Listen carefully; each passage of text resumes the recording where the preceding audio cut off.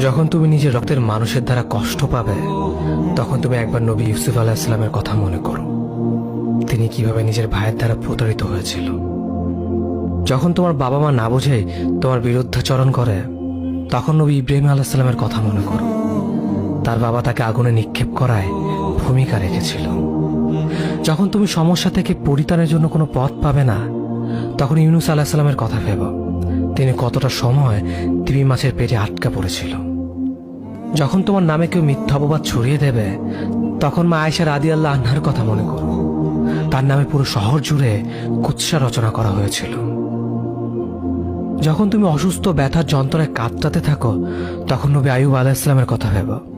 তিনি ভয়ঙ্কর এক ভাইরাসজনিত রোগে আক্রান্ত হয়ে তোমার থেকে বেশি কষ্ট পেয়েছিল। যখন তুমি দিনের কোনো বিধান নীতিতে যুক্তি খুঁজে পাও না, তখন নবী নূহ আলাইহিস সালামের কথা ভেবো। তিনি কোনো প্রশ্ন ছাড়াই মরুভূমিতে নৌকা তৈরি করেছিল।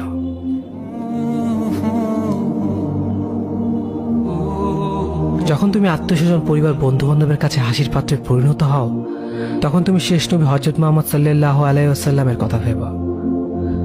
রাসূল সাল্লাল্লাহু আলাইহি ওয়াসাল্লাম বলেছিলেন, সবচেয়ে বড় পরীক্ষা দিয়ে সব থেকে বড় পুরস্কার আসে। যখন আল্লাহ কাউকে ভালোবাসেন, তখন তাকে পরীক্ষা করেন, এবং যে এই পরীক্ষাগুলো মেনে নেয়, সে আল্লাহর সন্তুষ্টি অর্জন করে। আর যে অভিযোগ করে, সে তার ক্রোধের পাত্র হয়। হে আল্লাহ, তোমার কথা মনে করা, তোমার প্রতি কৃতজ্ঞ হওয়ার এবং তোমার ইবাদত করার তৌফিক আমাদের দান করো। আমিন। যেভাবে তুমি সন্তুষ্ট হও, সেভাবেই আমাদের পরিচালিত করো।